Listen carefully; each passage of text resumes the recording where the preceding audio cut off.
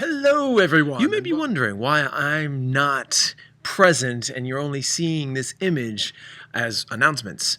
That's because during my hiatus, with plenty of time on my hands, I've had some time to think. While a background is never solid for me, my opinions for movies and TV shows are more solid. Sort of. In the end, I decided I can still review TV shows while I'm still settling into my new lifestyle.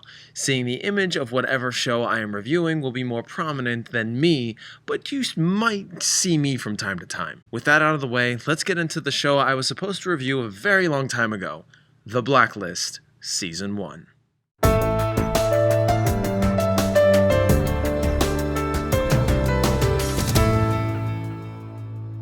The Blacklist Season 1 came out in 2013, and I'm going to be honest with you, I didn't like it at first. I thought it was a little unconvincing in plot, acting, and situations set up were too perfect, intentionally or not. Hell, even the CGI was questionable in some parts. And as time went on, hearing about this show more and more often, down the line, several months passed before I finally caved in and decided to rewatch it. Thanks to Netflix, I was able to do that. I judged it too soon, and after the first episode, I found myself digesting the next episode. Then the next, then the next. Want to know why? This guy right here. James Spader. This man is a class act.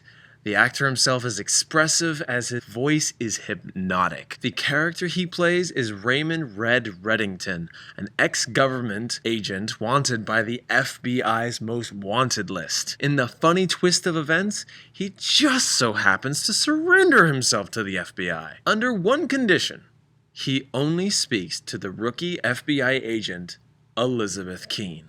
How the two are connected is not only a secret and mysterious in itself, but it's completely unknown by anyone why this is. Even Elizabeth doesn't even know why Red has requested her and only her to talk to him.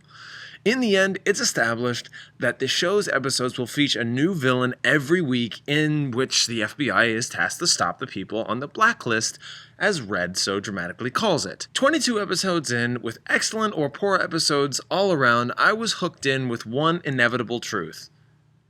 I loved this season and show overall. As it's established, we all know that the episodes show and will feature a new villain every week in which the FBI will have to be tasked to stop these said people on the blacklist, which is what Red so dramatically calls it. Other characters would include the assistant director Harold Cooper, the actor Harry Lennox, who you recognize in other works such as Man of Steel, Matrix, and a few others, is decently placed in this show. He is serviceable and gets better as time goes along. The rookie agent Elizabeth Keene herself, played by Boone, matches the temperament, vulnerability, and scope of the stories as they go along in the episodes of the season. She is gorgeous as she is talented. She does take a few episodes to get used to, but it doesn't take long. Plenty more characters are in this show and are serviceable throughout. And don't take that as a bad thing if I don't mention them by name. They are either integral pieces to a very large puzzle, obstacles for others on more personal levels,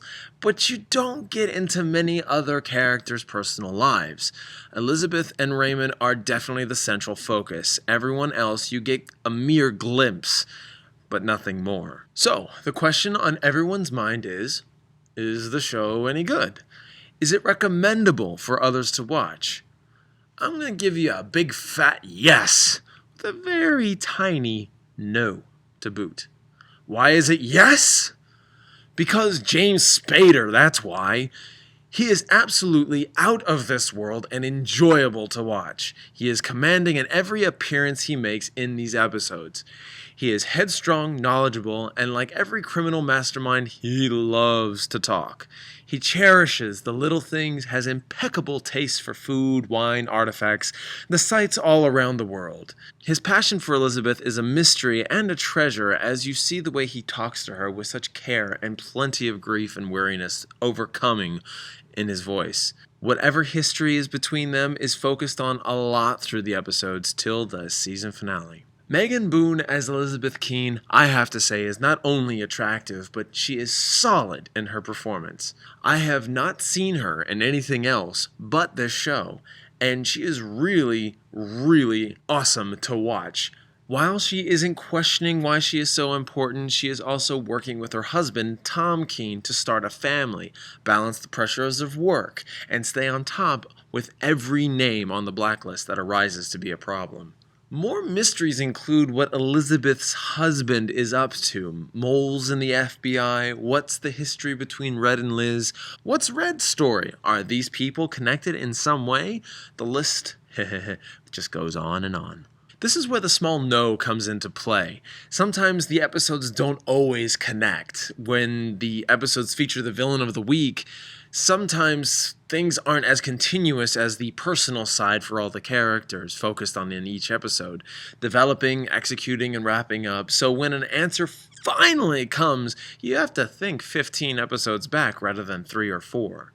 After a time, all these episodes, I realize how quickly some of the stories are wrapped up before they have a full time to grow. Each one is jam-packed with some person's back history problem. The villain has a career in which he or she does take a very heavy toll on some character that is involved. It becomes by the book after a time. Sometimes the villain is tossed by the wayside for the more personal matters our characters are going through, so you're built up with an intense villain for the week and it kinda diffuses. Nevertheless, to wrap it up, The Blacklist was an incredible journey to go through. It is fast-paced, interesting, fun, watchable, and completely binge-worthy. With a slight hiccup here and there of a lackluster story, some illogical moments, I'm gonna have to give The Blacklist an A. That ends my review for this episode. Have you seen The Blacklist? What did you think of it? Tell me your praises, tell me your woes. Subscribe if you like, and I hope I see you guys in the future.